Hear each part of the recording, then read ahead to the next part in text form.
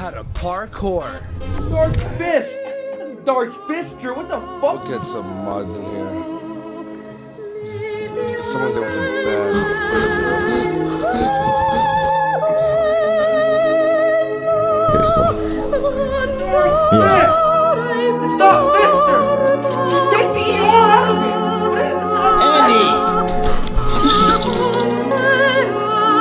Please film the drama, otherwise what is the point?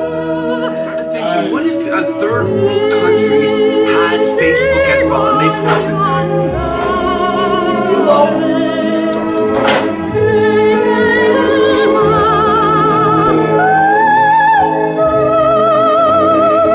Get the fuck out of here! Keep walking! Fucking piece of shit! Fucking knock you out, bro! Yo, fuck, get out of here! Get the fuck out of my office! Get the fuck out of here, fucking faggot! Fucking faggot! About slave owners. It's been 150 Yeah, go!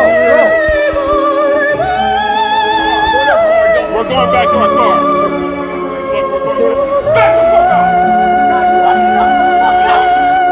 Get the fuck back!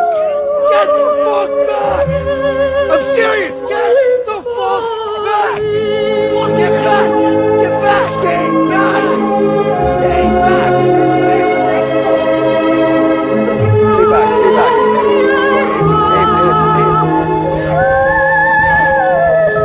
back! Stay back! Stay back! Stay back! Stay back!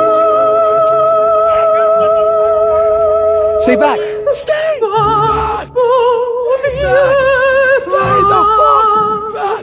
Stay back! Stay the fuck! Get back! Get the fuck back! He was assaulted! Get the fuck back! We hate Nick.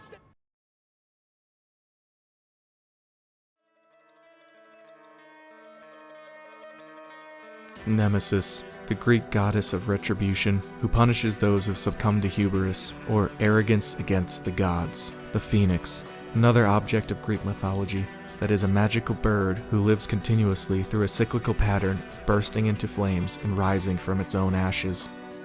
At first, I planned to make this video part of my Whatever Happened To series, but after reviewing the information, my perspective on Warski was changed, and I decided to take a different angle with this video. If you want a more detailed catalog of Andy's YouTube career, I would recommend this video. Andy has purged a decent amount of his content, so finding many of his videos can be tricky. Archived images of Andy Warski's channel show that he's been producing videos since at least 2008, and his channel was created in 2007. Though some comments suggest seeing content from Andy that goes back even further. His channel bio in 2008 reads as such: "About me, I'm 20 years old and I want to be a filmmaker. I love making movies and blogs and such, and recently got accepted to Sheridan College for Multimedia Fundamentals. Then later I will be taking advanced television and film, which will add up to a 5-year experience. I have performed stand-up comedy on many occasions and may post a vid or two and love it. I love skateboarding, drawing, and all that kind of stuff. Oh, and playing guitar from time to time, but currently don't own one. I'm really friendly, I think, and love to watch videos on YouTube. If you have a video you want to show me, please send away. I'd love to rate and comment on your videos, as well as subscribe if I like what I see. Really looking forward to making more videos and watching more, and meeting some of you guys. To all of us, cheers!" In 2012, Andy produced, wrote, and starred in his own feature-length film, Dark Fist. A parody of superhero movies, the film is full of raunchy, lowbrow humor, but has a strange charm about it. I actually really enjoy this movie. The film was made on a budget of just a little less than $4,500 US, and it's significantly better shot, written, and executed compared to movies made by prominent YouTubers at the time. Compare these scenes between Nostalgia Critic's Badassia and Andy Warski's Dark Fist. Pussy! I warn you, I am a demon of another realm. Die, Jimmy Beast!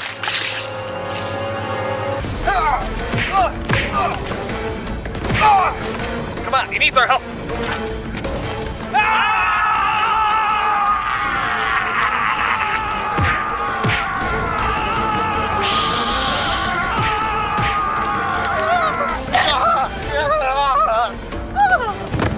It's eating my face. frog fighter smile. Ah, he's got my nose. Yeah, who does that? Ah! Oh, sorry.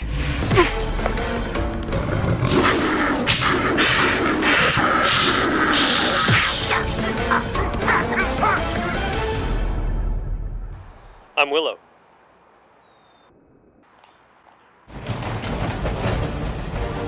Holy shit! Eddie, you stupid fuck! I know it's you! You gave away my secret identity. I don't give a fuck! I don't want to die! Save me! How many fucking cum catchers are it? Hit the gun!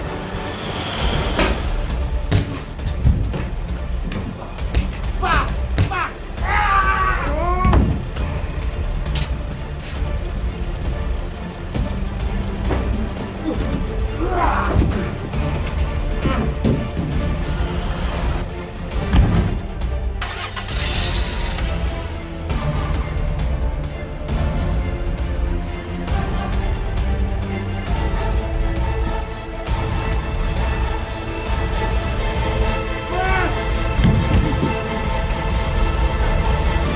Fucking lightning! Ah!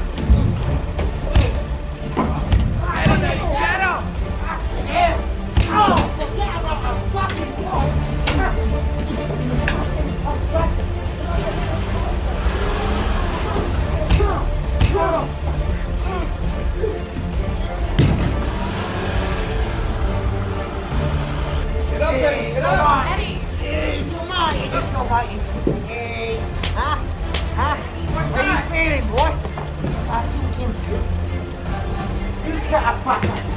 Yeah, fuck. So don't fool me. You'll break your fucking jaw. Even Nostalgia Critic's recent Wall parody is still shot significantly worse than Dark Fist, which was made a near 7 years earlier on a fraction of the budget. This film in particular changed the direction I took with this video. There's a lot of potential in this film, and it's genuinely surprising that it was nearly all a passion project of Andy Warski. Now, it's not in any way a deep film, nor would you really expect that, but it has a lot of the same charm as some of the early Kevin Smith movies. Dark Fist was co-written and co-stars Chris Warski, a friend of Andy, who often accompanies him in his early videos. I'm Timothy Jones, and are you ready to parkour? Welcome to Extreme Parkour. The introduction of each character comes off as clumsy, and it takes time to warm up to them, but they grow on you. The main characters are portrayed as anti-heroes. Their motivation is never a real desire to be heroic, but selfish reasons like money and sex. It reminds me of Seth Rogen's movie Observe and Report, a film about a drug-using, borderline psychotic date rapist mall cop who stops a serial flasher. Take this scene for example, where Andy, as the Dark Fist, breaks into a news station and threatens the reporter for mispronouncing his name. A bus crashed near Highway 68 today. Debbie here. I'll kill your mother. It's the Dark Fist! It's not Fister! Take the ER out of it! This is unprofessional! People of Lunchville! The next person to say Fister, I don't give a fuck if your children are hanging off a cliff off their fucking foreskins. I'll pull off this fucking mask and bite them, circumcising them to their fucking death! I'll punch this woman live right now! I won't actually do it. I'm just trying to tell the audience, you know. Please! Dark Fist! Thank you. The most impressive part of this film, though, is the villain, Smiley. Portrayed by Michael Ratig, it's genuinely surprising to me that this is Rattig's only listed role on IMDb. The scenes showcasing this actor make you forget that you're watching a YouTube movie produced on a budget comparable to the price of a champagne-colored Chevy Impala from 1994. While the costumes aren't exactly AAA budget quality, the actor makes the best of it. The torture scene almost seems out of place in this movie because of how well it's shot, paced, and acted. The lighting is some of the best in the entire movie, and the angles and cuts are done excellently, and it is carried by a genuinely talented nobody. I'll just let you watch this scene for yourself, and you can make up your own mind.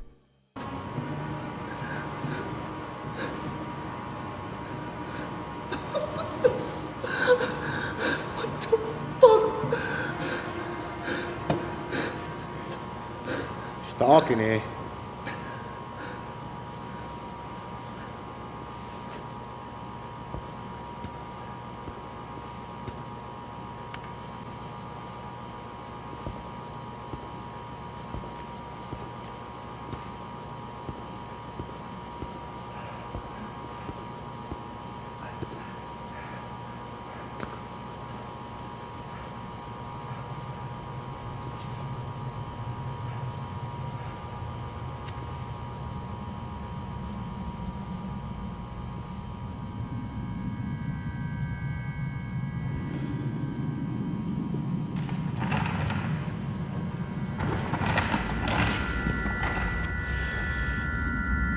Do you know what the distance between your neck and your brain is? Well, neither do I. But I've heard it's 5.5 inches. That's what we got here. It's actually 5.25 inches, which means I can stick this through your fucking neck and drag you around this place for fucking hours, and you'll feel every single bit of it, and you won't die, because it'll never touch your brain. You look so cute sitting in your fucking chair. You know, I've seen a movie with a guy like you. He's a fucking chinking fucking monkey he is. Bruce Lee. That crazy fucking jiu-jitsu fuck. You ever see him? You look like you like martial arts. You like martial arts. I got something perfect for you. See that? That's a fucking martial arts weapon, isn't it? That's cool, isn't it?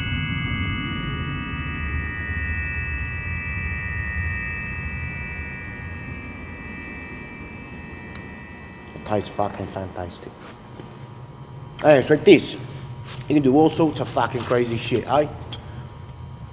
Fuck's your problem? Why are you so fucking upset for me? I'm always fucking smiling. Ear to fucking ear. Oh fuck. A fuck is your problem? That's his fucking problem. I don't know his fucking problem, mate. We'll fucking talk to him. He ain't got a fucking problem. What the fuck is your problem? Who the fuck is you talking to? Shut the fuck up over there! He's got a fucking problem. He fucking smiling.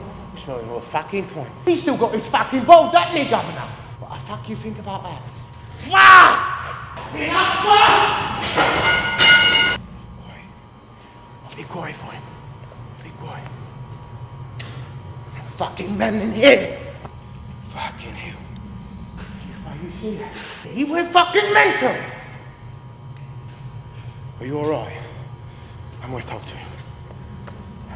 Well, it's definitely not Scorsese, but it exceeds all the expectations I had had from a movie produced by Andy Warski in 2012. Watching this movie makes me wonder what Andy could have done if he had stuck with this more scripted, long-form content. If he was telling the truth in his YouTube bio circa 2008 when he says that he will be attending film school for the next 5 years, I would say it definitely shows in this film. But as far as I'm aware, this would be the last feature-length film produced by Andy Warski.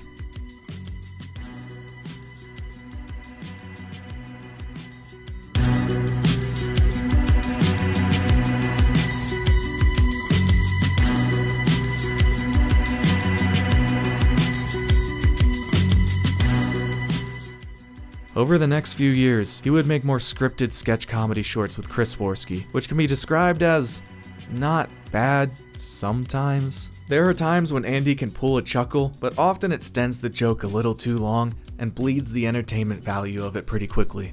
Yeah. You want to take care of me? Yeah. She passed away a couple days ago. Yeah. Yeah. Oh, I'm so sorry, man. Yeah, it's really rough. You know how much. You know how close we were. Yeah. She was amazing. Yeah. She used to take care of us when we were kids. Yeah. And like feeding us every day. You know, cleaning. Andy. Dude. The success of these videos were nothing extraordinary, and slowly Andy would move towards a more free-form content. He also made a few videos that were similar to face vlogs of early YouTube, though they still maintained a theme of comedy. Personally, I found this style of video to be much more contrived than his scripted sketches, which is strange since they are presented like a stream of consciousness. Hey, what's up everyone? Andy Warski here. How you all doing? So I was just searching online the other day, just for whatever, just for entertainment purposes, and I came across all these like Facebook posts that were just complaining, like it was just total first world problems. You're like, oh my god, you realize how lucky we actually are, and I'm guilty of it too, complaining about just random nonsense. But then I started thinking, what if third world countries had Facebook as well and they posted their problems? How way worse it would look. He slowly moved towards this style of video, with clickbaity compilation topics like dumbest Instagram posts. These videos would prove successful though, with some of them breaking 10,000 views and his subscriber count growing to a modest 30,000 by 2015. By 2016, he had at least one video that had broken 100,000 views, and his subscriber count had grown to 70,000. By this point, his videos were less about comedy and began more to focus on his reactions to other creators, especially those discussing race. This change in style would see his channel once again receive a significant boost, and he would more than double his subscriber count in less than a year. His videos were now averaging 200,000 views, and many of them were exceeding that. At this time, he was still producing videos with his longtime co-creator Chris Warski, with the style of his video being a single shot of Andy and Chris reacting to some other content, in which he would cut clips into between his reactions. The favorite topic of these videos was Francesca Ramsey and her condescending videos about identity politics. This would continue for at least a year, and during this time his channel would reach an astounding 250,000 subscribers. This style of video would eventually culminate in Andy Warski attending VidCon, where he would meet face to face with the woman that he had been making video after video about. They would allegedly hash out their differences, but this uneasy friendship would not last long. This though would stand as the first in an apparent series of wins for Andy. Warski appeared to be on the upward slope and was finding success. He also seemed to be somewhat stable at the time, but who's to say what was going on behind the scenes? Chris Warski, his co-host, was a good balance for Andy. He served as a decent foil to Andy's reactionary commentary, at least giving his thoughts a second or two to process before blurting out whatever came to his mind. Andy's style, personality, and even mood appear to be heavily dependent on who he is surrounding himself with at the time. Alongside Chris, Andy was productive, growing, and experimental. He saw his biggest growth during this time, with his channel sitting at less subscribers today than years ago when Chris was a common feature. This is also the man he completed his feature-length film with, and I personally believe this was some of his best work. Shortly after his exchange with Francesca Ramsey, Andy would begin to focus more on his freeform live content, known as Warski Live. What began as a series of hangouts with fellow like-minded YouTubers, most of the guests being branded under the skeptic community. Slowly, Warski would begin to host more controversial guests, and the conversations would shift from friendly hangouts to heated and emotional debates. This format would spawn an entirely new genre on YouTube.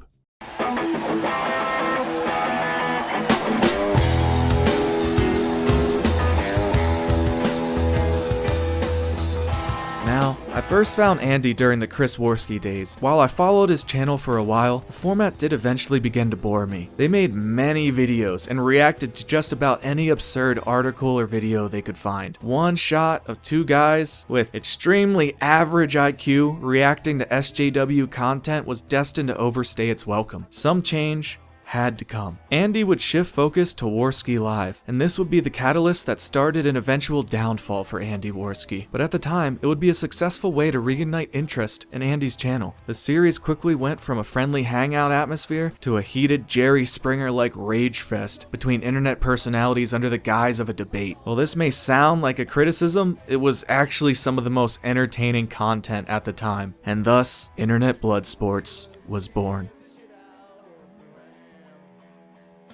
You know, facts and shit, Steve. You guys want to talk about drugs? Let's talk about drugs. Yeah. No, let's talk about drugs right now. Oh, now you're backing off. You just called him a cokehead. This might be really fucking. So then you are a pedophile working at a fucking elementary school. If you want to start on Israel, I gotta warn you, is this a path you want to go down? Is this something you really wanted to do? You really want to start the meat of this. Did you actually use the line that you wanted to have Aryan Jew babies with him? Oh, that is the worst. What are you doing?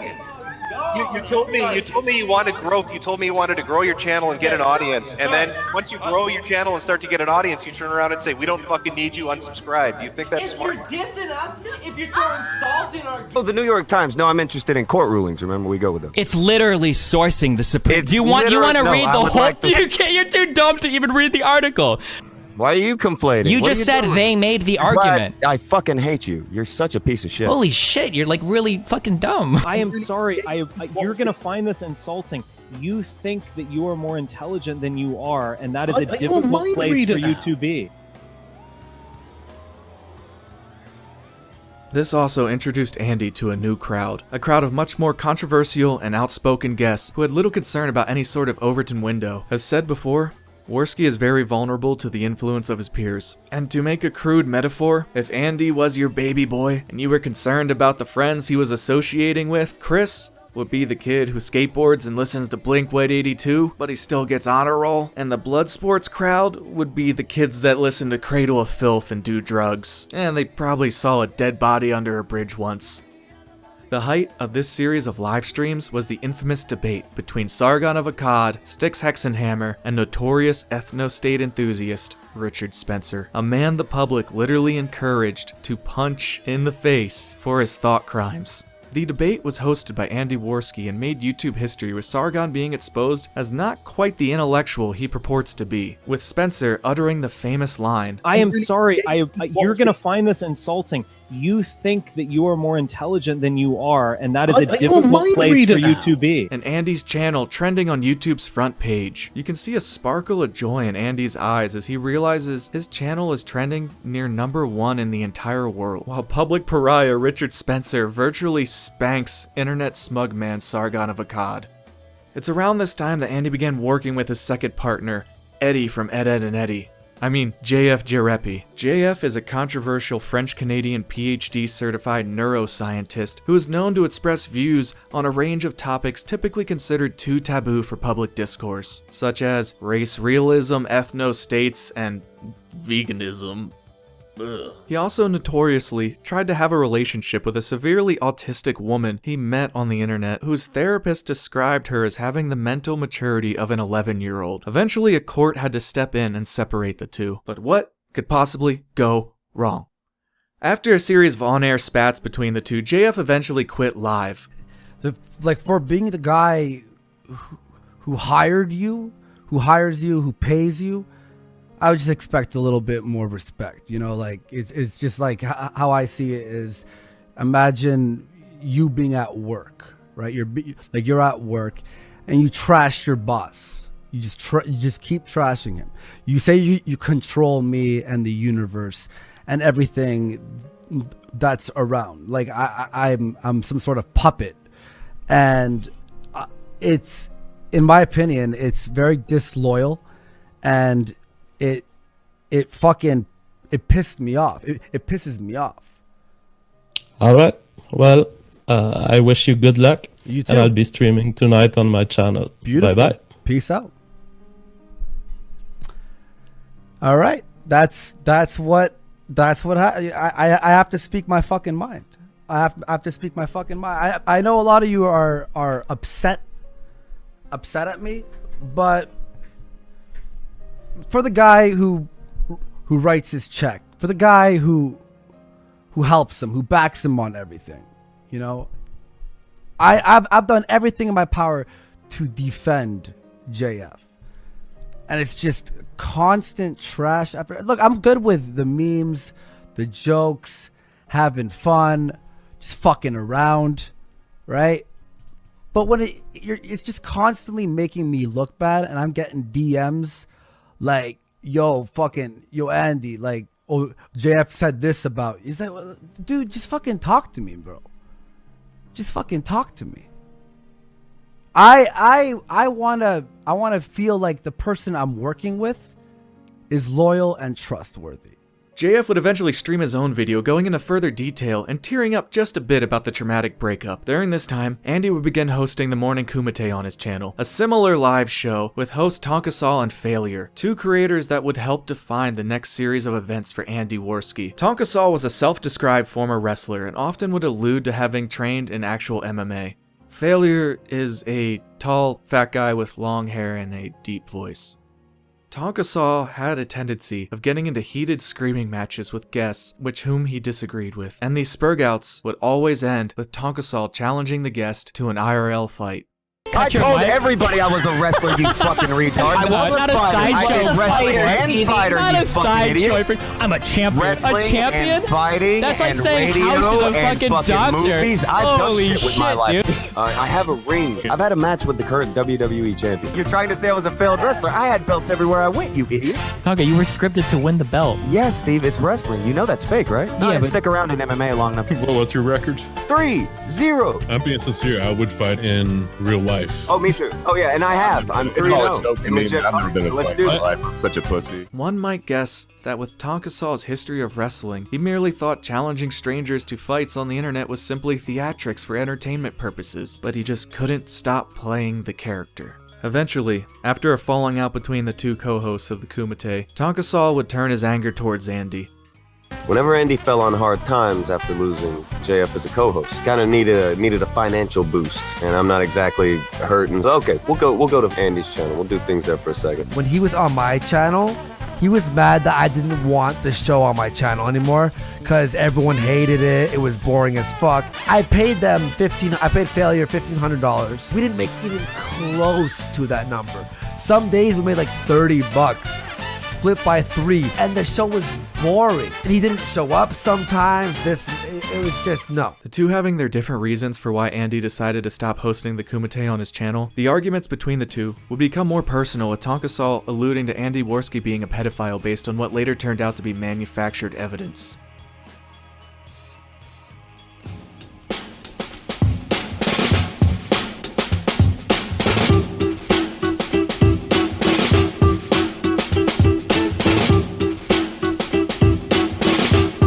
As we saw earlier, Tonka Saw likes to challenge people on the internet to fights. Fucking bitch, I'd bend you over and fuck that. You want my address? Come on, come do it, come do it, come do it. Fuck you. And in a strange move, during one of these spurgouts, Tonka Saw would demand that he get to fight Andy Warski before he fight Geet Thulu, who was calling him out in that very moment. And Andy, being the emotional reactionary that we've come to love, gladly obliges, with his own spurgout. Throw your challenge my way, Tonka. I will gladly go out to wherever the fuck you are, knock your fucking jaw off. I'll be glad to fight Geek if Andy will fight me first. Geek doesn't have any fucking money. Oh, Tonka wants you first, pussy. I will kill you! I will kill you! It won't be a fight! It will be me biting your throat out! You accuse me of being a pedophile! You fucking messaging Sinead? You made me have a panic attack! There's gonna be knives involved! Would I be willing to fight Tonka? Well, I already threw the gauntlet out, but he hid behind Andy. Fine, First. I will fight Tonka. Tonka, I will fight you. Okay?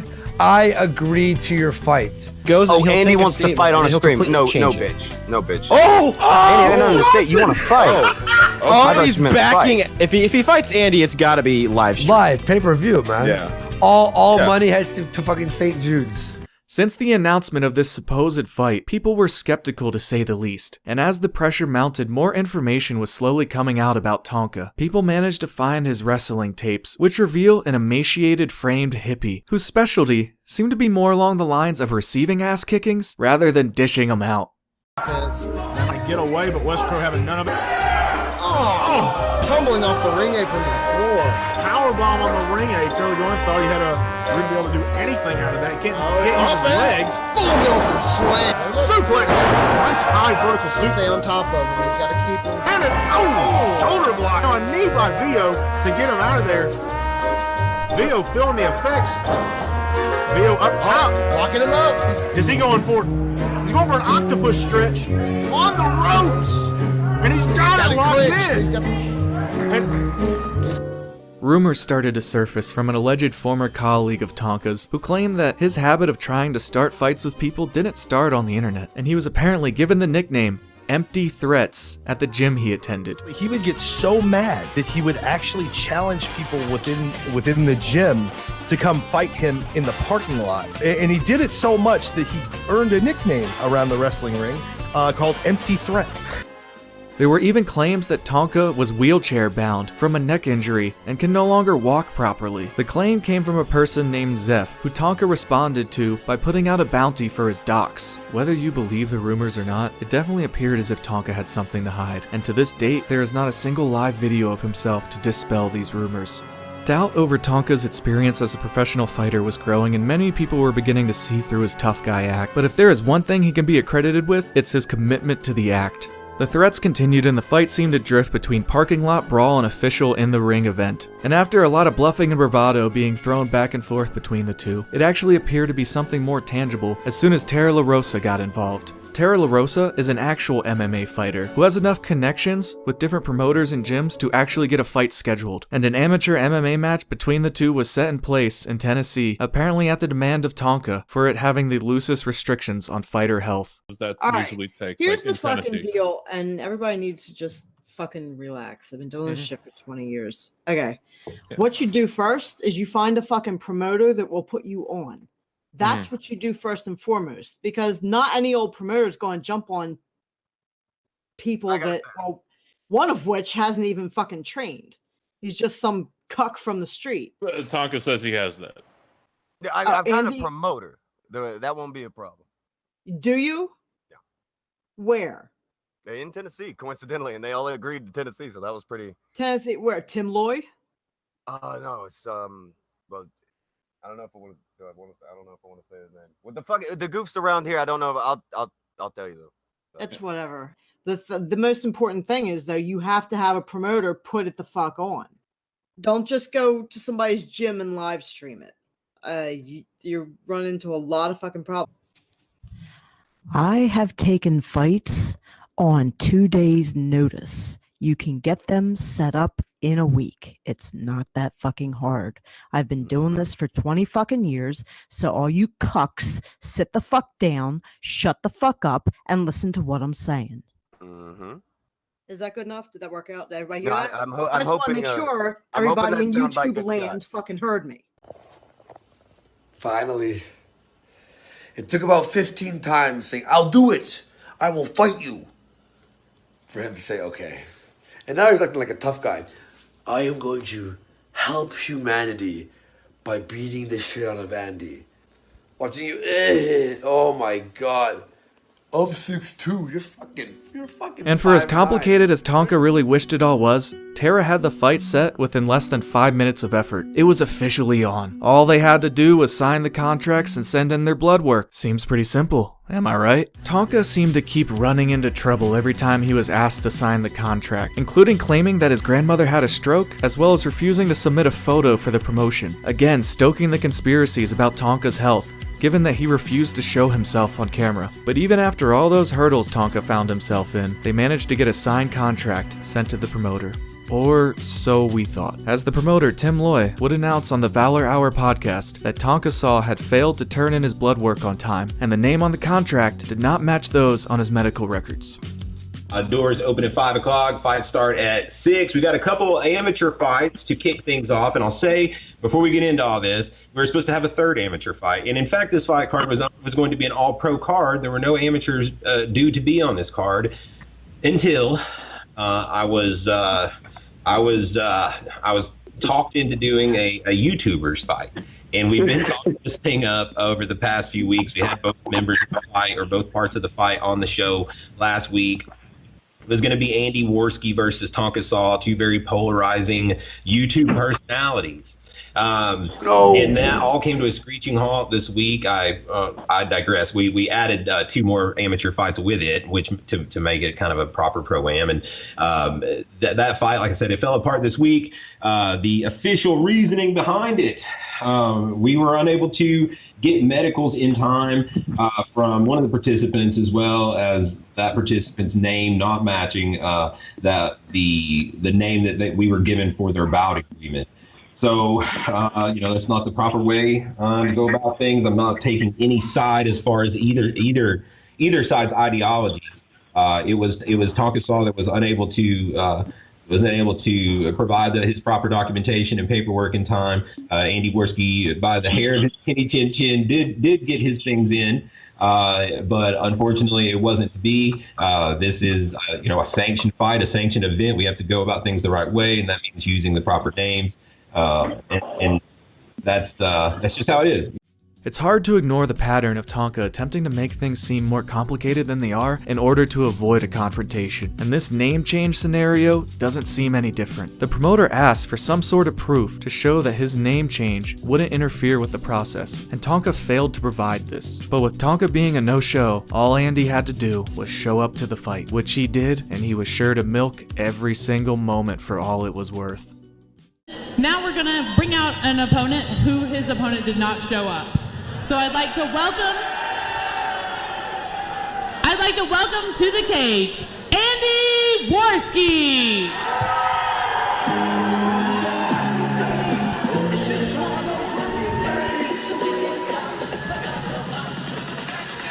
To elaborate on what Shamir had been saying, Andy Warski is making his way to the cage. His opponent, Tonka Saw, did not show up. Apparently 2 internet personalities making a name in the show. Well, he does have a belt, though. I wonder what it's for. Making the most of the experience with the no-show, Andy Warski here.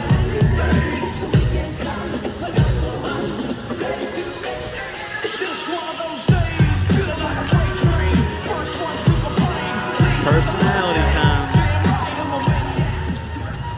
All right, ladies and gentlemen, you may or may not have heard that we were supposed to have a YouTube grudge match tonight. His opponent did not show up for the reasons that are on Facebook. We made a really long post about it.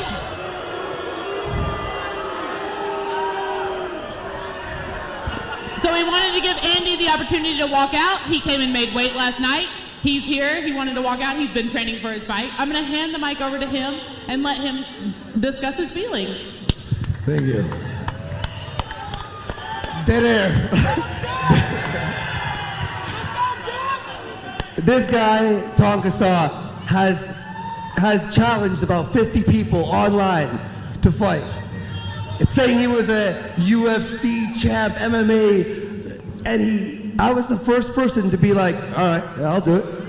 And he's tried everything in his power to make this match not happen. And I called the bluff, one after another. And you know what, I want to say that I'm not a fighter, but after training for the past 3 months, almost every single day, I respect the fight game. I respect the fighters. I respect the people who come out of here and even get their ass kicked, because I was willing to come out here and get my ass kicked, Tonka. Where you at? I flew from Canada. He lives in Alabama, one state away. Low T Tonka. Where are you? I spent every day drinking protein shakes and creatine shakes. This guy was busy drinking soy non-stop. And now he's hidden. Now he's high. He won't show his face. But I gotta say, after all the training, I still want to fight somebody. I am going to fight someone in the upcoming months. We will make it happen. Because I just need to now. I need to. So thank you, Tonka, for making me a better version of myself. Looking better, feeling better, and showing everyone that you are a punk who won't show up. Tonka, don't step to a man. Never challenge a man. We got a man right here, Tonka. Low T Tonka. You take that to your grave, buddy. Tonka Saw is bitch made. Daddy, no! Like you said to me, Tonka, the last thing I heard you say before I started training like a man, you said don't ever step up to a man. But you ain't here, and I've been stepping up. I'm a man, and don't you ever step up to a man. Thank you so much. And as Andy said, he does want to fight someone, so expect to see him back in the Valor cage, going to fight someone, YouTube or not. I want to challenge Baked Alaska. Baked Alaska. Baked at VidCon. Same time around VidCon in July in LA. Baked Alaska. We messaged you. Come on, man. Come on, let's do it, buddy. Thank you so much. Thank you, guys. Thank you. Thank you.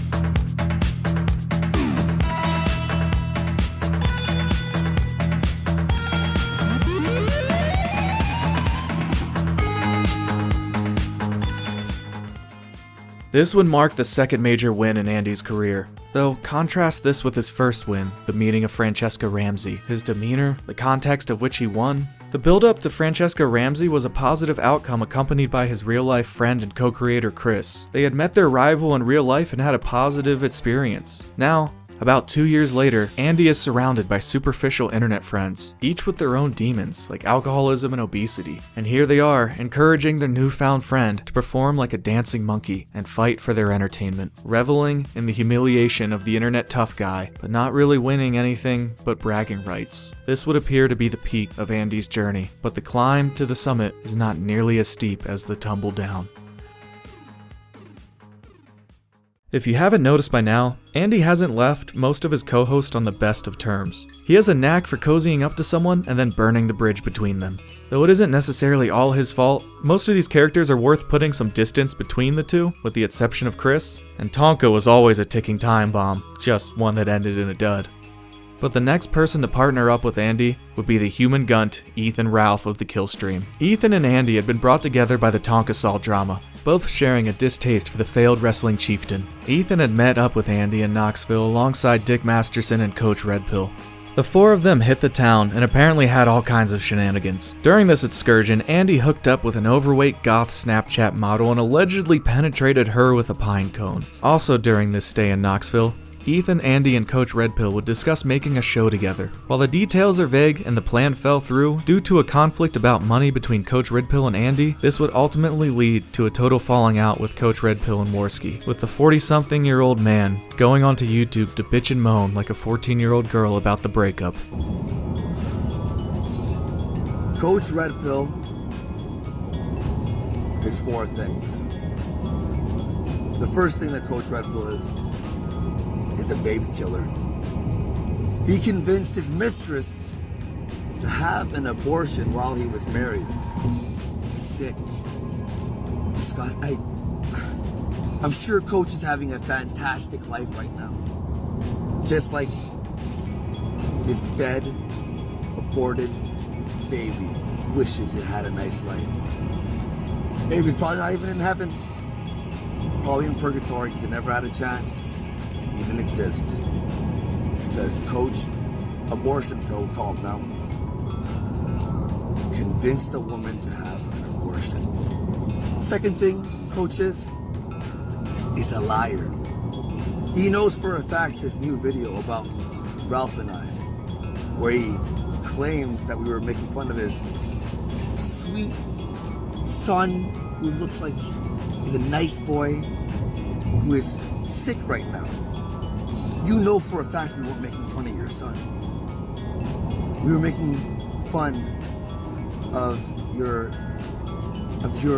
baby killing techniques, of what disgusted us. When Ralph said rotting fetus, rotting baby, he didn't mean your son who's sick. You know what he meant. Coach Red Pill is a cunt face. And the fourth thing that he is a bad father. Using your son. Sickening. Your son's trying to sleep. Here he watch cartoons. Come here, come here. I gotta put you in my video so I can lie to everyone because I'm a fraud fucking cunt face. While making this video, I was actually linked up with some of the people who attended Knoxville. A generous fan of mine got me into contact with two of Andy Warski's fight attendees, and I was able to gather a somewhat coherent narrative of the shenanigans that transpired. Friday night was the weigh-ins.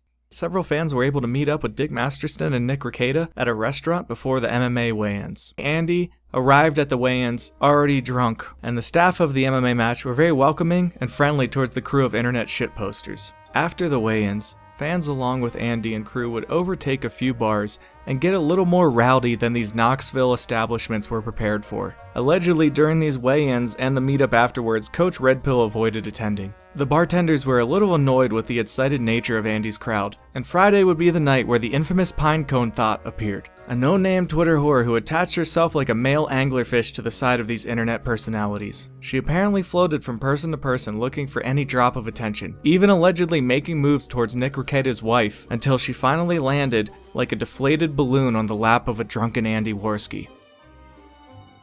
The attendees of this event also confirmed there was at least one minor at this bar drinking. The next day, Saturday, would be the day of the fight. It started with Andy and the crew having breakfast together at a local restaurant. Andy was ranting about his brother and how he's a snake. Allegedly, sometime after this, Andy's brother would attempt to scam him out of some sort of money. Coach Red Pill would also pontificate about his traditional Christian marriage, forgetting that he had aborted his previous child and bragged about having unknown amounts of illegitimate children. After some mild socializing, it would become time for the main event, and the fans would seat themselves with priority view for the fight. Andy would walk out to a roar of applause. According to the attendees in the arena, the crowd erupted significantly more when Andy made his debut compared to the rest of the scheduled fights. The typical fight fans that had the unfortunate luck to be stuck next to the Warski crew appeared to be annoyed with the rambunctious nature of the internet Bloodsport fans. But really, who can blame the Warski fans for being excited to see the victory over the loudmouth native chief?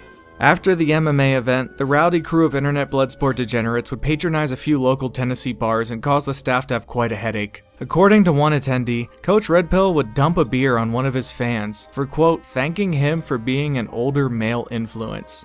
And Coach, being the thin-skinned, oversensitive boomer that he is, got so offended at the idea that he was an older male influence that he dumped a beverage on this poor fan's head. This resulted in the staff kicking CRP from the bar and the patrons chanting, "Old pussy," as he left. The entire weekend, Coach was making it clear to the Bloodsports crowd that he was a sensitive aging boomer in the midst of a midlife crisis. Before he was kicked from the bar for having too much salt in his vagina, he was talking to Aiden Paladin, whom he claimed was being mean to him, and being standoffish and antisocial with all of his fans. Both of the fans I spoke with told me he seemed to be the only one not enjoying himself. They also both claimed to received a piece of Andy's hand wrappings from the fight as a souvenir for their adventure, and the night would end with Andy getting blackout drunk to the point where his fans had to carry him back to the hotel around 1:30 in the morning. Confront a grumpy old Coach Red Pill who wouldn't let a single soul pass the door, despite Andy insisting that they all take one more shot at the end of the night. It was shortly after this that Andy would leave the hotel once more and make contact with the infamous Pinecone Thought. You may be asking yourself, why am I referring to her as Pinecone Thought? Well, during their escapade, Andy would introduce a third companion to their sexual excursion. Andy claims to have shoved a pine cone up this woman's ass. Yeah, let that sink in for a minute.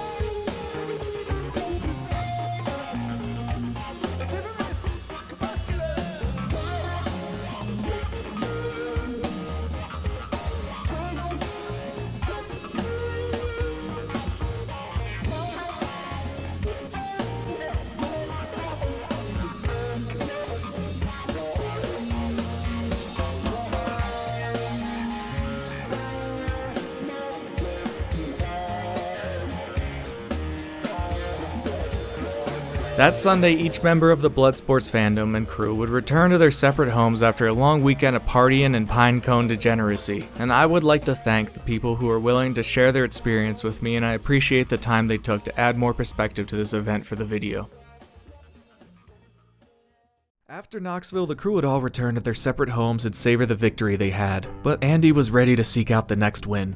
And at this point, it would appear that Andy is under the impression that he needs to conquer and defeat some kind of enemy. He must maintain his status as the hero, and he needs to be victorious over some villain. So Ethan and Andy would hatch a scheme to infiltrate a network of people who are sharing and distributing nude photos of girls allegedly as young as 14. Andy would download some of these photos and edit them so that he could share them on stream to expose this network, and you might already be starting to see the crucial flaws within their plan. To the fans of Andy Warski, it's no secret that he isn't the sharpest tool in the shed, donning him the nickname Low IQ Andy. He even makes jokes about it in his Dark Fist movie. This seems to be something even he himself acknowledges, though he may harbor a belief that he is smarter than people give him credit for, which is why he feels the need to prove himself with these grand schemes, only to have it blow up in his face. You see, when Andy found these people sharing lewd photos on Instagram, Instead of reporting this to the police or FBI immediately, Andy and Ralph had a stream where they attempted to expose the pedophiles by showing clipped images of their pedophilic pictures, giving this network plenty of time to wipe their Instagram accounts as well as their own computers. So by the time police are actually notified, the only person with a big stack of child porn is Andy and his cache of evidence. From where he's from. Let me try to find something real quick. Yeah, and while you do that, I'm gonna pop open. Let me see. Okay, so what I'll show here is the snap. Okay, then here's the. You guys can actually check this out. There is the one of the accounts on his Instagram, snapvids.co. Okay, I wonder if it's still up there. Obviously, it's been. I can't be scrolling down that. It's just an image because what's her face? A certain girl, did a lot of investigating and grabbing some of these things, and then you see these ones over here: a Hega OT shirt, E-Girl Fandom, and a Hega Priv. If you click all those are also connected to other accounts that are very similar to this. 14, but the higher it is, the dumber it is. Because here is one girl obsessed with Lauren. 14. This was her second account after they erased the first one by flagging it. Hacked and deleted, so she's 14. And yeah, you can message that chick fairly. Okay, so there's that one. Now there's also girls who aren't doing this on their own volition. They also post. Let me see this. Okay, here, Ralph. So Cal, is this allowed? Yeah, I think I mean it's blocked out or whatever. Yeah. So waifu connoisseur. He likes Caroline apparently. In the city? Huh? Yeah, fuck yeah, keep going. That's all I had. Alright, now Ralph, do you think waifu connoisseur, I think Pats.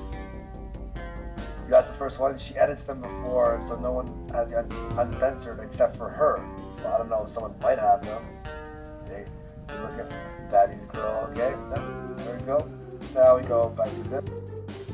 And just by gathering that evidence alone, he likely committed a crime himself, since being in possession of child porn is a crime even if you aren't getting off to it. It was a hilariously ill-thought-out plan, with the most frustrating part being that they basically gave a group of pedophiles enough time to cover their tracks because they were more concerned with being known as the guy who busted a pedophile ring rather than actually busting a pedophile ring. They would take this loss and delete the stream, quickly moving towards the next step in their YouTube careers. It is here where Andy probably had his worst idea yet, an idea that would eventually take him down a series of paths, none of them pleasant. IRL stream.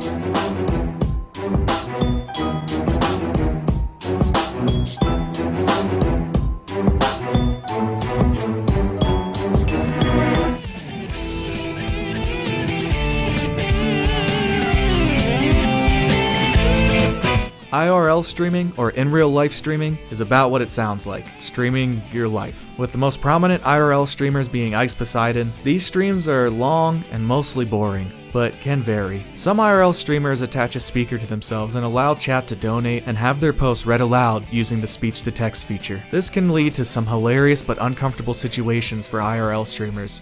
Buy a cucumber and some Vaseline.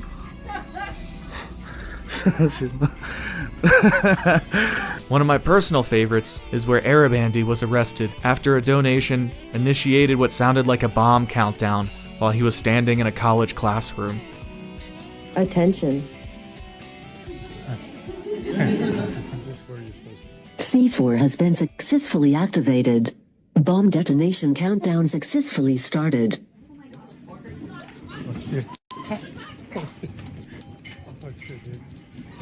We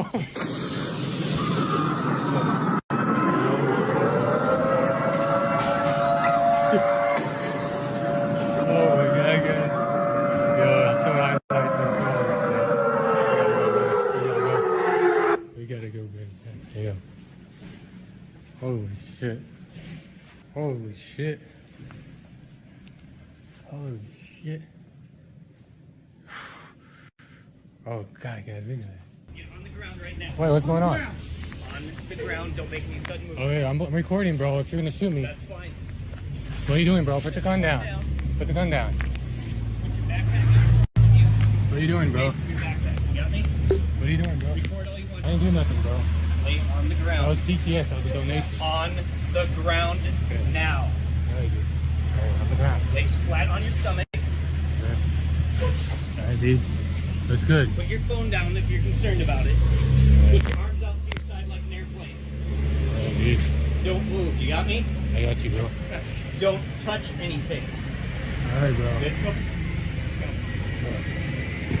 Andy Warski decided it was his destiny to be an IRL streamer, and this was the culmination of a trend Andy had been riding since the beginnings. Slowly moving from scripted content to easier, more profitable live form content, to the point where he doesn't even need to set up mics anymore. All he has to do is pop the phone on and watch the super chats roll in. I mean, who wouldn't want to pay for such exciting content like eating a cheeseburger? Though, anyone who is a fan of IRL streams know the fun doesn't come from just the mundane internet personalities. It comes from the trolls and the reactions they can get. But being an IRL streamer was only the beginning. Not only would Andy switch formats, he would be moving to America to live with Ethan Ralph, first at Ralph's home in Richmond, Virginia, and then later traveling to Miami, Florida to share a Big Brother style home between Andy, Ralph, Failure, and Alex. And it is here that we should discuss these other three characters that will be playing a significant role in the events to come. Of course we have Ethan Ralph, originally gaining a following as a pro Gamergate YouTuber and later as the host of the stream that exposed Mundane Matt for his false flagging behavior. He has had a rocky personal life, and he has been battling with alcoholism for some time now, and this has even seen him land in prison for felonious assault on an officer. A drunken Ethan Ralph would be found passed outside an airport and ended up assaulting a deputy who arrived on the scene to assess the situation. This need for Maker's Mark has led to a lot of hiccups in his career, even passing out on live stream and having to be woken up by his wife.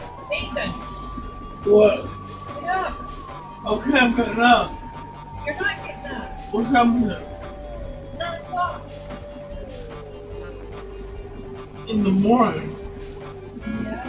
Failure is a large weeble-wobble shaped man who was originally the co-host of The Morning Kumite with Tonkasaw, and then later, after Tonkasaw was revealed to be the biggest fake this side of the Mississippi, he moved over to IRL streams. Failure is not nearly as self-destructive as his colleagues, but is somewhat of an orbiter and has a very poor taste in who he chooses to orbit. Though I do find some of the things Failure does on live streams to be actually funny, but I honestly can't tell if he's doing it intentionally or if he's just a bumbling goof in real life. I'll explain later when we get to it. Back the fuck off! And last, we have Alex. Alex just kinda seemed to appear with Andy and the crew once they got to Miami. He's a small, quiet, pink-haired Elijah Wood-looking man who has some very awkward streams with Andy that led to a lot of speculation. This video is very weird. They both get trashed. At one point, Andy Warski seemed to try to blow Alex to perform oral sex on his buddy here. Then Alex is rubbing ice on a passed out Andy. It doesn't come off as a prank though, it just seems sensual. It's creepy. What the fuck did I just watch? The chemistry between these two is weird.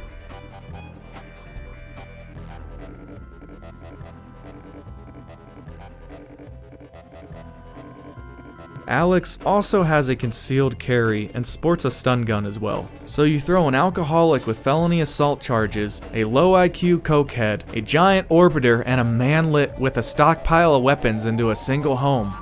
What could go wrong? The streams were mediocre at best. A drunken Andy and Alex exchanging romantic glances. A drunken Andy and Ralph walking around a gas station parking lot, where it is claimed that you can witness Ralph eat a cheeseburger from the trash. But of course this was denied on Ralph's end. But when you brew alcoholic, cokehead, gun-toting manlet stew, it always boils over. The first shit bubble to hit the ceiling fan was when Andy and Failure let a fan of the stream dump ice on a drunken Ralph as he was passed out in his room. A seemingly harmless prank, and the kind of antics you would expect from a bunch of shitlords streaming themselves, but a hibernating and inebriated Ralph was not having any of it. An altercation transpires, and as the camera starts, you can hear Andy scream in the background as Failure tries to calm them down. Oh boy. There's yelling, guys. I think this is my time to go. You sure, man? Yeah. Go.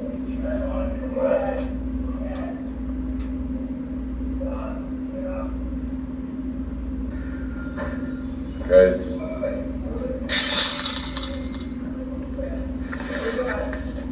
Dude, we need to just tell him to leave. Don't get him to leave. Dude, wait, come on. Come on.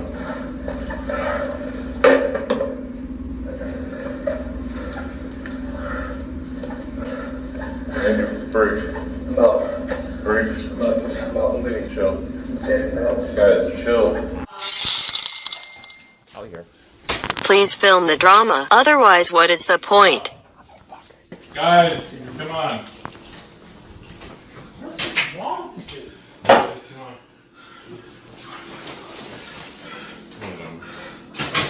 Andy, just calm down, man. Fucking leave me alone! And now we start to actually see how Andy deals with confrontation. He never actually had to confront Tonka face to face. They knew Tonka was a no-show before they even flew out to Knoxville. Had Tonka actually showed up, we may have seen a much less confident Andy. If Andy is to be believed about what happened that night, the mere thought of fighting the Gunt worked Andy into a frenzy. The two later met for sushi and streamed themselves attempting to hash things out, but they didn't exactly see eye to eye, disagreeing on the details of the night before, and the conversation quickly turned into more confrontations between the two. Alright, let's talk about what happened last night. So, okay, you got drunk, and you could tell people like, that's what you remember, and we'll talk. Let's just talk it over. So, I'd had a few drinks, and I lay down and went to sleep like you normally do.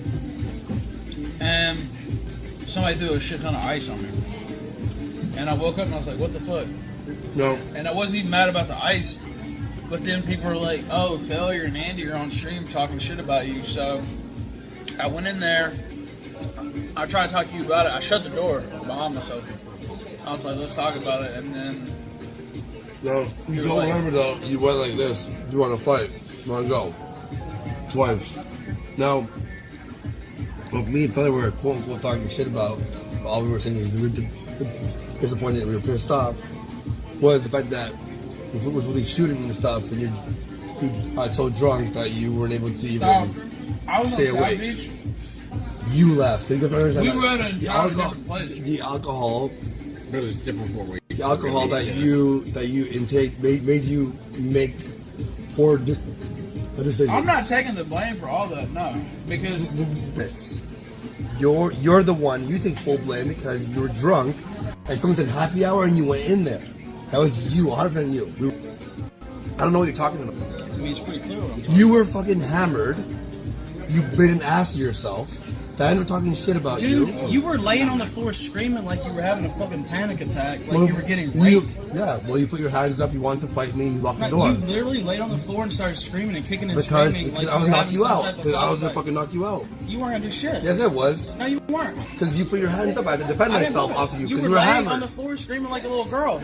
Yeah, well, you were being an asshole, drunk, So you're trying to alcoholic. put it all on me? Fuck off. Yeah, all right, go, fuck off, yeah. I'll be taking responsibility for being a drunken idiot. Huh? What are you gonna take responsibility for? Nothing? No, you. I'll Oh, take my fault. responsibility. Oh, my fault. Oh, my No, I fault. didn't say that. Please, out of my way. Please and thank you. Out of my way.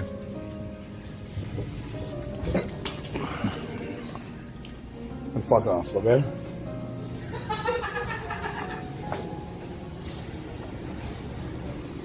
Fuck him.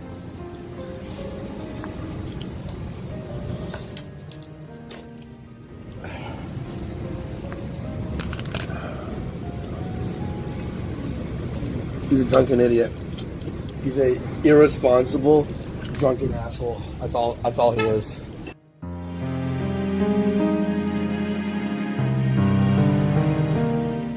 This would lead to Andy's fourth breakup with a co-host, and the Gunt and Warski would go their separate ways. Ethan would return to Virginia, and Andy would remain in Miami with Failure and Alex to continue IRL streaming because it's gone so great so far. For a moment, it was pretty dull. Except the mild entertainment of seeing Andy Warski get kicked out of a McDonald's after a troll called the restaurant and told the black employee that Andy Warski was streaming about white supremacy. Hi, I just called to let you know of a white supremacist who is in your store. Are you live screaming about slavery? Because this person is watching you on live screen. Hello? Oh, sorry, what? Yeah, he's packing up this stuff now. Okay, thank you so much. You guys are fucking retards. But nothing could compare to a late night stroll Andy and the crew decided to take one fateful day. What? Stay back, stay back. Go, aim. Stay back, guys. Run! Stay back! Stay the fuck back! Stay back! Stay the fuck back! Walk away now! Stay back! Stay back! What happened next would be a defining moment in Andy Warski's life. Warski, Failure, and Alex would take to the streets of Miami with the cameras rolling and the speakers tied to the super chat donations. This allowed the chat blast offensive material over the speaker as the crew of internet attention whores walked down a populated Miami street, rife with drunken bros. Eventually, the crew is confronted by two guys who have a lot more muscle on their bones than Warski and his crew, but with just as much alcohol-fueled bravado. And this left Andy at an impasse. He had just spent the previous months portraying himself as a tough guy. He trained in gyms. He was part of a scheduled MMA match. He's supposed to be the guy who doesn't back down from a confrontation. So let's see how Andy handles this situation. Wait, but before we do that, let's play a little game. Do you think Andy will A, walk away from the situation and get the safety without instigating more violence? B, immediately call the police? C, de-escalate the situation through rational dialogue? D, call them faggots and encourage midget Shia LaBeouf to commit a felony? Place your bets now! So the video opens up and we have our drunken bro rambling about hand grenades in Sweden. And then one of them smacks Andy's camera out of his hand. And that's what really kind of initiates this whole situation. I mean, besides the likely racist shit they were blasting on their speakers that got the attention in the first place. I'll be honest with you, man. That shit ain't cool, man. 1 year ago, we did 6 months ago, they throw hand grenades around in Sweden. You got a black guy walking around saying, fuck the white boys. Come on, man. Oh, I've heard it before. Hey, it don't matter though, man. Come on. Whoa. Hey, what are you doing? That's the guy's property. What the fuck are you? Don't touch the fucking phone, bro. Yo, keep walking, bro. The fuck are you? What's wrong with you, man? So you're gonna hit someone? You're gonna fucking hit someone? Free speech. Get the fuck out of here. Piece of shit. You know, Nazis march on Washington. Don't touch him. That's what we call America. Go. Walk, bro. America. Get the fuck out of here. It's called America. Get the fuck out of here. We're America. Keep walking. Fucking piece of shit. Fucking knock you out, bro. Yo, fucking get out of here. You want Nazi Germany? Go to fucking walk. China. Get the fuck out of here. If you added up all the IQs in this confrontation, you'd get a double-digit number. I think he just said something along the lines of, if you want Nazi Germany, go to China. You want Nazi Germany? Go to fucking walk. China. Get. They don't even. Then he keeps yelling, "This is America," and Andy Warski, not realizing Andy's Canadian, so. Get the fuck out of here. Go to China. Yeah, you wanna fucking go? Get the fuck. Walk right now. Walk right now, you fuck. You want me to call cops? Yeah? You hit my fucking property. And here we have Andy, who is behind both of his friends, with them standing in between him and the belligerents on the other side, and he keeps antagonizing the situation. In no way is this going to help any kind of self-defense case to come later, since Andy seems more than willing to run his mouth and attempt to fight the guys threatening them, tell them to keep walking, while his friends stand in between them. Andy feels obligated to be a tough guy, to be confrontational, but he's going to do everything in his power to avoid the physical confrontation. fucking assaulted me. No, he fucking assaulted me. He assaulted him. Keep walking. He fucking assaulted me. Walk, you piece of shit. No one fucking racist. Walk. Free speech is Walk, racist. motherfucker. Keep watching CNN, pal. Fucking cunt. Fucking knock you out, bro. Get the fuck out of here. And you can hear what they're attempting to do early on in this, and this is why this will never hold up as a self-defense case, since they are obviously being antagonistic, though they're still trying to phrase themselves as the victims, claiming that they were assaulted. At this point, if you were the victim, you should to either have already called the police, made or attempted to probably leave the area. I know Andy Warski has a warped view of what stand your ground means. It doesn't mean you can just start a fight on the street and then shoot the person if things don't go your way. This ain't the Wild West, man. Rachel Maddow will have you on the show. Thank you, brother. Piece of shit.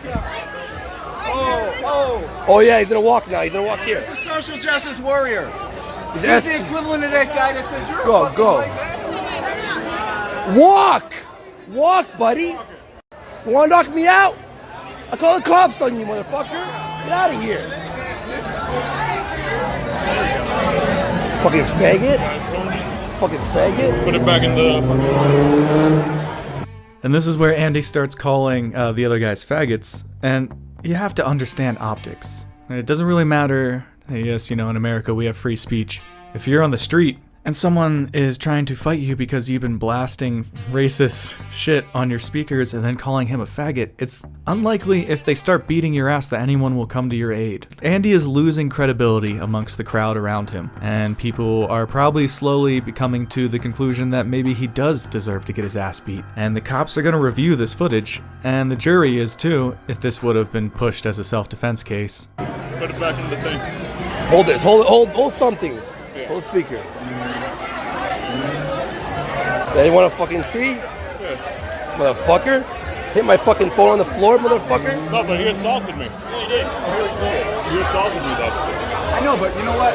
Remember, you're a white male. This looks like the Owen Schroyer sketch. Yeah, I know, yeah. You're a fucking white male. Yeah, go. Don't do that. Don't jump the fuck. Piece of shit. Alex starts brandishing his taser and pulling the trigger to spark it in the street as a way to intimidate the other guys. Again, still being antagonistic, threatening them with the weapon, doing nothing in their power to de-escalate the situation or walk away, still calling them faggots. And you can hear the guy on the street who was playing guitar and hanging out with them earlier asking them not to do that, realizing that they are slowly losing any kind of redeeming factors in this confrontation. Don't do that. Don't jump the fuck. Piece of shit. It's all right. He shows That's one thing we got, motherfucker. shows his ass. That's all right. Well, we gotta get back to our car anyway. Where's the car? Where's the fucking car? All right, let's walk to our car. And here, now they decide they have to walk to their car, which happens just to be the exact direction of the people who just walked away from them, showing that the other guys actually tried to de-escalate the confrontation more than Andy and his crew. They actually walked away. While they did turn around and begin to exchange banter, they aren't threatening them with a taser. Andy and his crew, instead of waiting there and letting the aggression die down, maybe those guys walk off and then they can get to their car, they decide exactly now they have to walk to their car past the guys they just had the confrontation with. And from their demeanor, it seems like they weren't done. They still were angry, so they wanted another confrontation. Fucking. Hey, we're going back to our car. We're going to our car. We're going back to our car. Look, we're going Stay away back from to us. our car. Stay away from me. Stay away from me. Stay away from me. You're walking towards me. Back off. You will? Alright, just do it. Now that they've already brandished their taser and expressed their desire to get physical, these guys are ready to throw down. They're ready to go. And they're now also just the act of walking past them, even though they're claiming they're just going to their car, is another, to these guys, probably seems like another aggressive move to say like, look, I'm gonna walk right back in your space again after telling you to walk away from me. And it's pretty obvious they were gonna have some more confrontations. They weren't just gonna walk by. And here comes the moment I was talking about where failure has this uncanny ability to be cartoonishly comedic in these IRL situations. Even with, I can't tell if this was intentional or if he was so scared that this is actually his genuine reaction to this guy's threat. But watch this clip closely. Back off. You will? Alright, just do it. Alright, go ahead. Go ahead. Back off. Did you guys catch that? Failure tells them to back off, and the guy says, "I will fuck you up, motherfucker." And Failure, who has his fist ready to fight, once he hears that says, "You will?"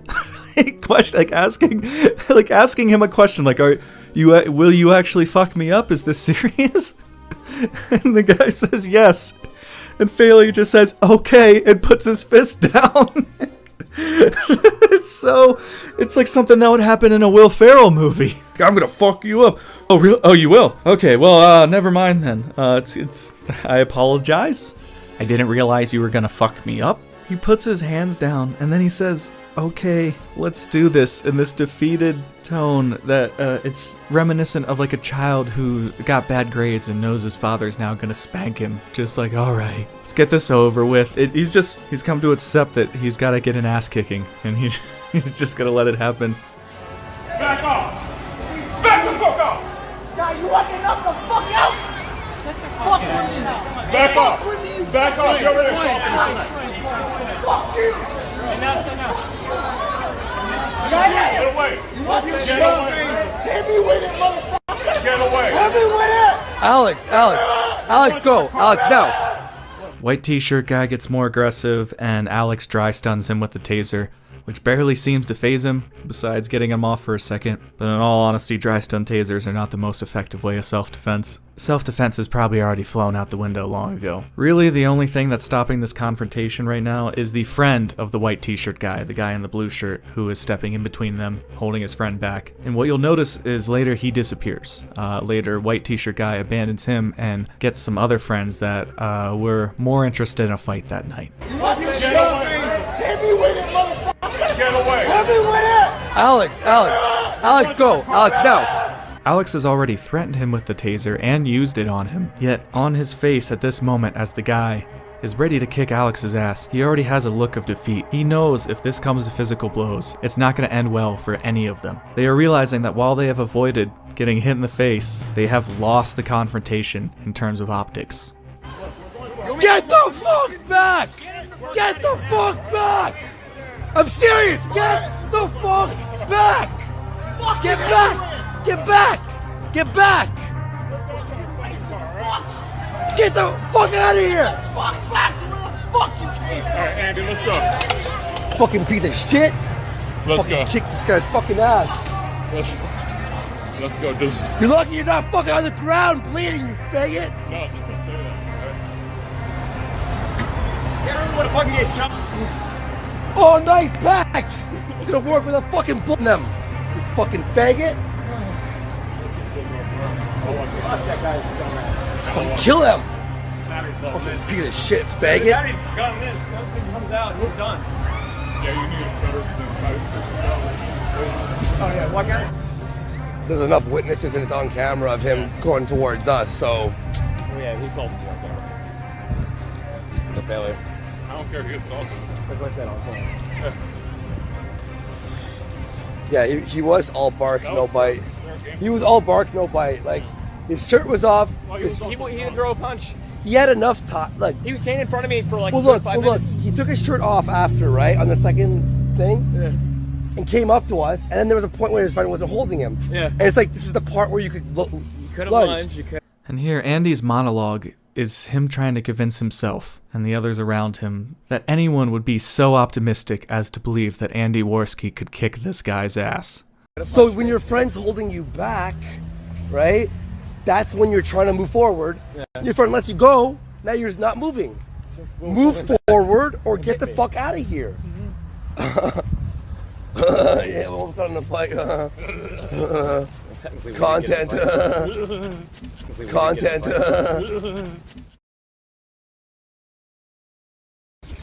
Oh, fuck. Someone clip that. I want to see that shit later. I hope there was any camera angles. I think like the camera was on the floor. No, I picked it up. It's just saying. I made sure, first thing when it fell on the floor, I picked it up and started filming. Will stop! Racism is not cool, bro. And honestly, after that fucking mosh pit, fucking bring it. Yeah, the mosh pit trained I got us. headbutted twice. Yeah. Kept going.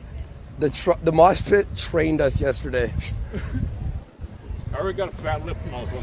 At this point, this is one of the cringiest moments during the whole video. Andy and Alex start to have some revisionist history about the entire situation and claim that the guy is all bark and no bite, not realizing the only thing stopping him from fracturing their skulls was his other, just as muscular friend stepping in between the crew. Them saying that he was all bark and no bite. Neither of them threw a punch either. Even at this moment, they are lying to themselves, and you can hear it in their voice. Alex's voice is cracking. He sounds like he's on the verge of tears. Andy is desperately trying to convince himself that he didn't just straight up embarrass the shit out of himself during that confrontation. It's like, if you're gonna lunge at people, get ready. Like, don't lunge and then when you have your chance, don't do it.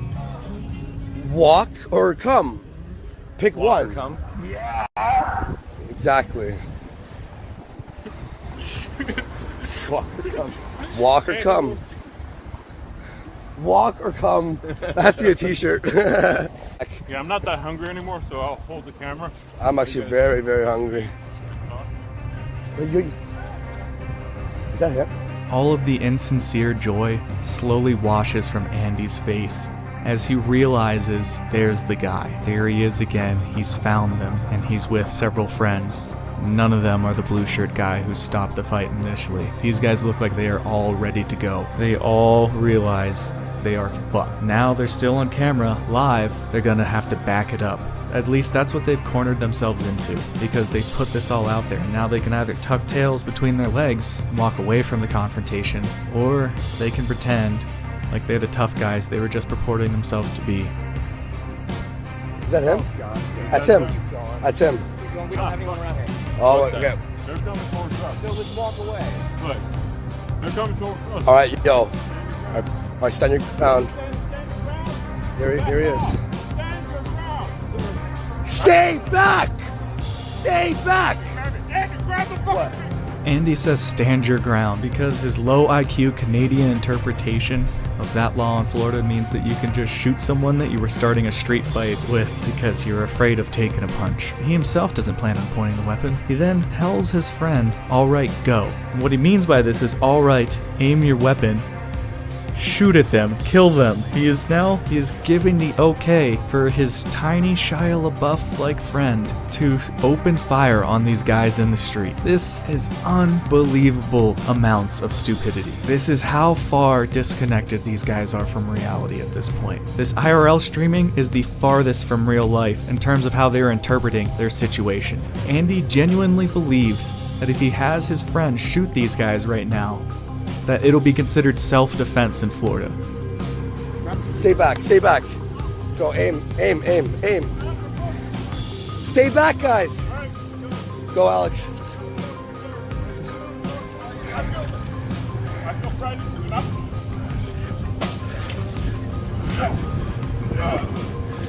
Stay back, stay back. Failure ends up taking a few punches, which seem to affect him a little more than the mosh pit he was claiming toughened him up so much, as he can be heard screaming as the punch lands.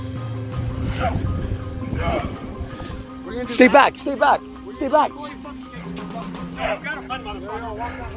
Stay back, stay back, stay back, stay the fuck back, stay back, stay the fuck back. Walk away now. Stay back! Stay back! And here are the infamous lines, stay back, as Andy switches from aggro mode to full-on desperate chihuahua barking at a pit bull. They want to shoot them out of spite, but they need to set it up in a way that it looks like self-defense, and this I find to be disgusting. It's immature, and Alex at least does end up facing charges over this. Here's something that Alex should have understood. For self-defense to fly in a jury, most of the time when you pull your weapon, you have to fire it right then and there, because what you are trying to claim in a self-defense case is that you feared for your life. And if you brandish the weapon, you simply point it at them to de-escalate the situation, that is not actually considered self-defense. It's brandishing. You never pull a weapon in most states to brandish it. You pull it to fire it as a last resort, as self-defense, because you genuinely feel that your life is in danger. And the only thing stopping you from losing your life, or the potential of losing your life, is pulling that firearm and eliminating the threat in front of you. So brandishing the weapon, especially after making all the threats, constantly coming at the guys just as aggressive as they were, nothing in that suggests that any of them actually feared for their lives. They just feared an ass kicking. They feared embarrassment, and they wanted retribution for the entire transgression. So they were attempting to set it up at the very end, at only the last moment, that they were defending themselves. Get the fuck back! Get the fuck back! Get back! Get back! Get back! Get the fuck back! He was assaulted! Get the fuck back! We hate Nick. Get the fuck back! Aim, aim, aim, aim, aim, aim! Calling the cops now! Aim! Stay the fuck back! Stay back! We will defend ourselves! Stay the fuck back! Stay back! We will defend ourselves! We will defend ourselves! We will defend ourselves! Stay the fuck back! Stay the fuck back! Stay the fuck back! We will defend ourselves! We will defend ourselves! Do you hear us? We will defend ourselves! We will defend ourselves! You're going to fucking jail! We will defend ourselves! You're on camera! You're on camera! Stay back! Stay back! Pull it out, pull it out, pull it out, pull it out! Stay the fuck back! You wanna get shot? Stay back! You get shot! You get shot! You get shot! Stand the fuck back! They're walking away. Andy, do not approach them! Failure, walk away. Hey, get away from them now! Buddy! Yo, get away aim, from aim, them! aim! Buddy, you're getting shot! You're gonna get shot! You're gonna get shot! You're gonna get shot! Now, walk away! You're Walk away! Walk away! Hold this, hold this. Do not approach them. They're walking away now. Get away! Hey! Go! All right, you're leaving. Follow them, follow them, follow them. Follow them, follow them. Go to jail. It's on camera. It's on camera. You walking towards me? No! Stay back! Stay back!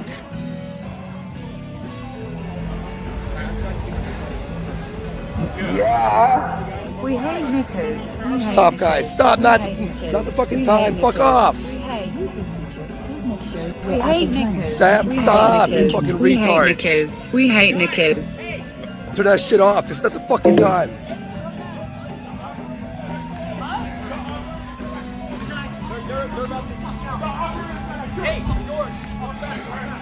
Stay back! Stay back! Stay back! Stay back! Stay back! Don't approach my buddy! Do not approach my buddy! These guys just assaulted my friend! We're following. The police will be here in a second, you fuck! A security guard arrives, and around this point, right before the police arrive, they mute the camera. Yeah? He assaulted our friend! He's gonna assault my friend! Yeah! Failure! Failure!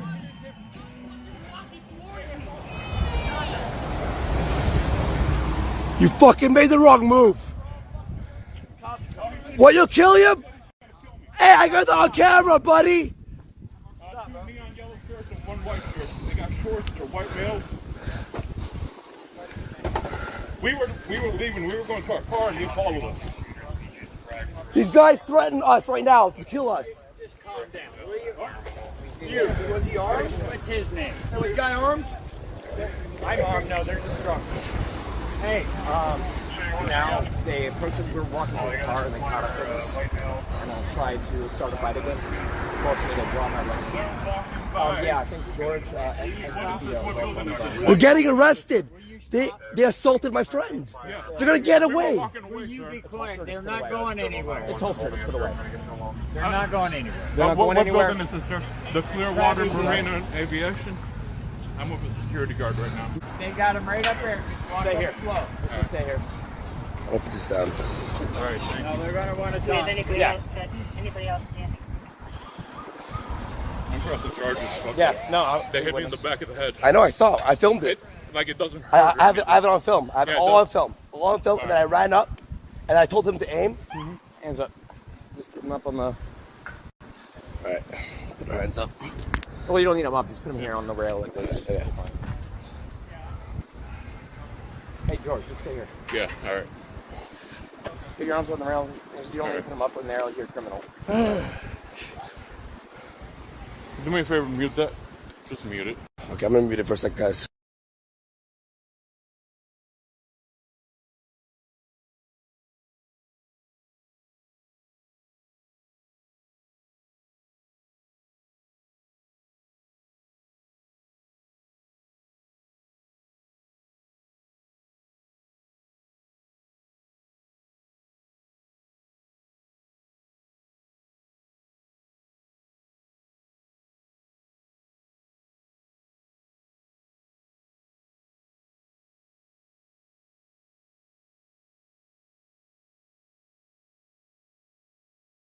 The audio comes back on as you can see Alex is being searched by the cops and Failure is showing the video to another cop.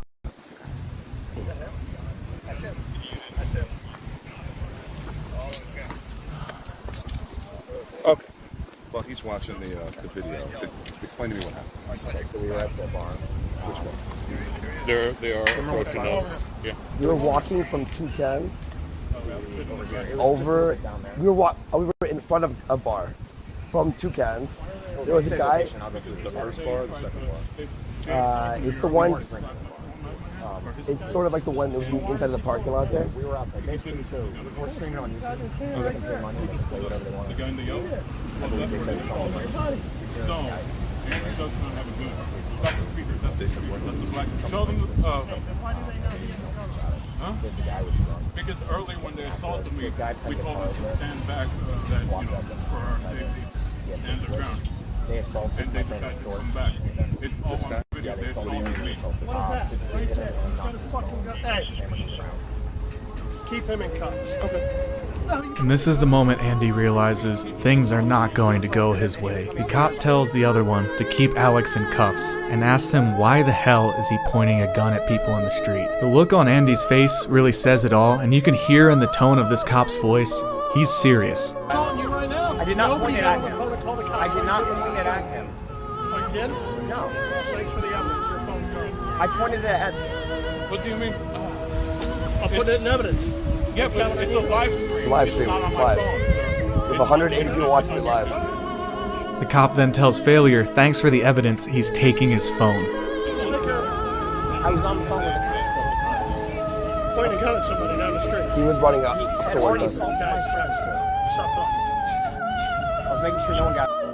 There is a definite reason I use this face Andy makes as part of the title for this video. Not just the stay back, but that face. Because this is the face where Andy realizes he has rode his momentum and inertia straight into the wall. And it's going to be a rough time picking up the pieces. This guy. Let's get him down there towards the car and get a cruiser. We can get him in and get everybody separated and we'll go. Yeah, you can tell it down there. Go. Andy, if there's bail, you gotta get that in there. Yep, no problem. I figured it out my camera. No problem.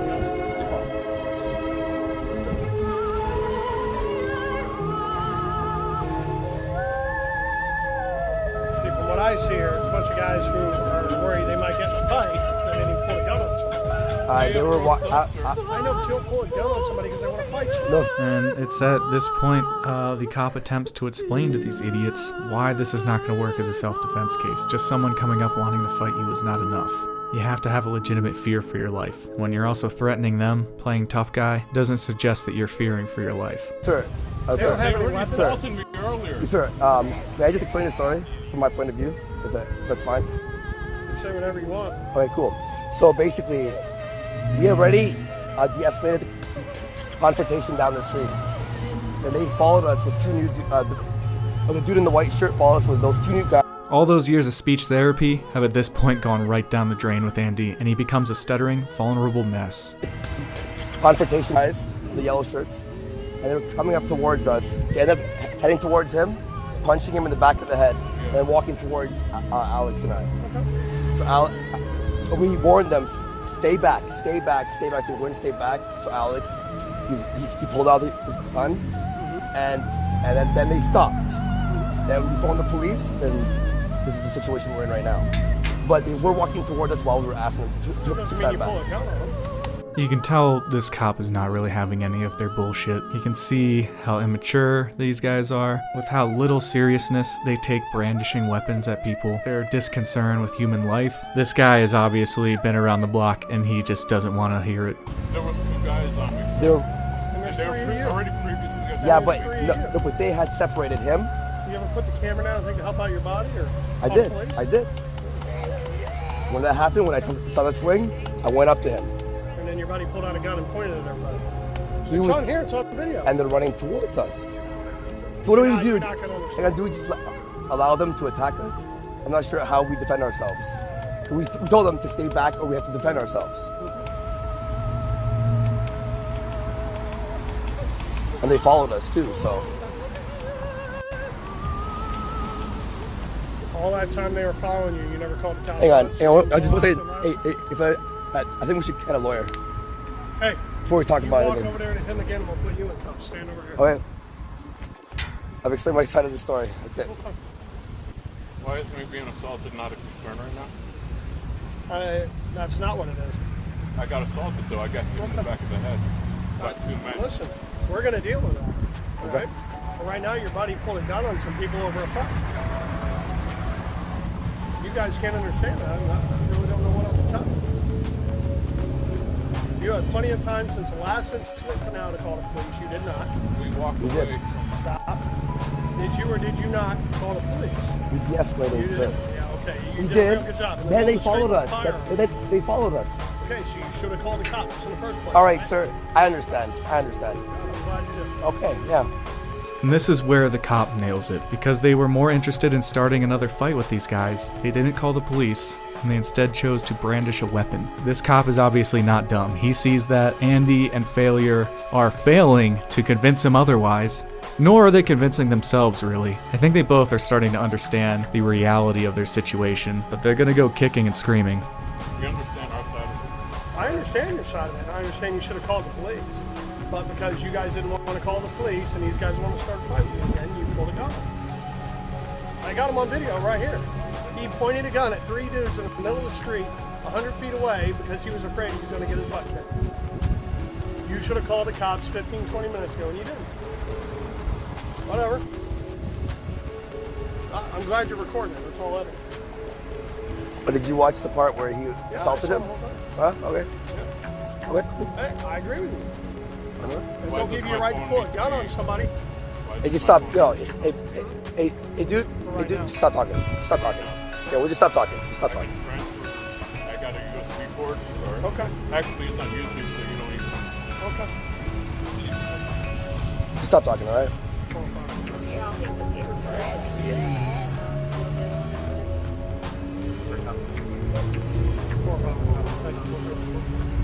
You guys just up at the pier too? Huh? No. You guys just up at the pier? From over there, we just got wings. We were going to eat the wings. Get your wings up. Yeah. Huh? At some point, some mad lad starts playing Baked Alaska's We Love Our Cops song. Well, this is all going down just to torment Andy. Where'd you get your wings at? When did you run into these guys? At 2 cans. I'm talking one person at a time. You good with that?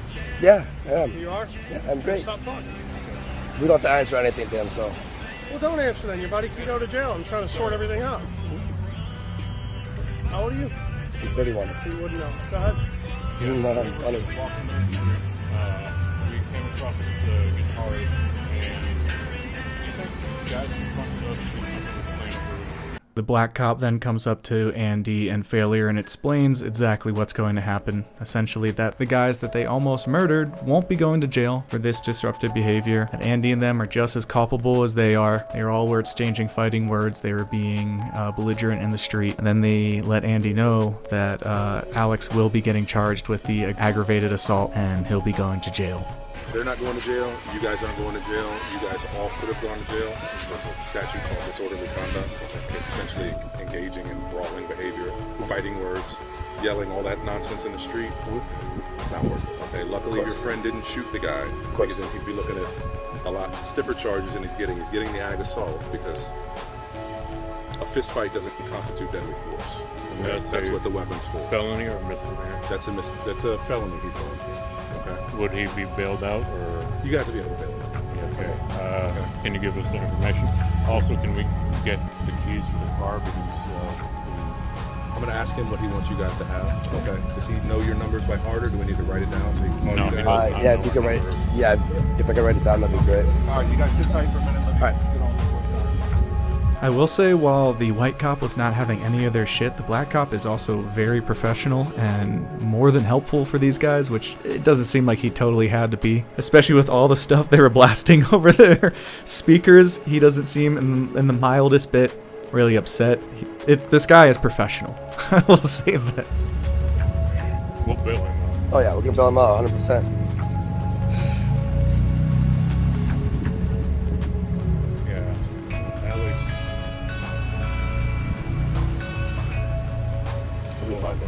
We'll be fine.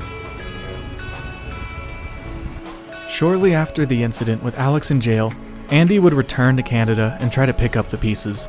In a strange decision, Andy dyed his hair purple, making him resemble the SJW types he used to ridicule. The stream shows warning signs of mental instability, and he talks about his depression, as well as seeing a therapist. He appears to be regressing. He is less clear-spoken, sounding naive and vulnerable, a far cry from the Andy we saw during the Tonka saga, but more akin to who Andy actually is. And like Andy's true self, here we see him again seeking validation from strangers, a man who is so willing to burn bridges with those around him because he believes that he can always find validation in someone else. But now he's panicking as he realizes his well is running dry. This is not a full catalog of every piece of drama Andy has ever been involved in. That would have to be like an HBO miniseries. Literally every person this guy has worked with, he has had some confrontation with and attempted to warpath. He had a feud with his former partner Ian Miles Chung, who attempted to get Andy swatted, and he made several expose videos on his former co-host JF Jerepi. He also tried to turn his fan base into a cult so that he could ban anyone who made fun of him, an attempt to mitigate all the stay back and we will defend ourselves comments. We'll get some mods in here. If someone's able to ban Ray Liotta. He had a feud one time with Blair White, and I've even heard rumors that apparently Andy claims Chris tried to rob him or something along those lines, but I haven't seen much to back that up. But really, his story ended as soon as he looked back at the camera and made this face.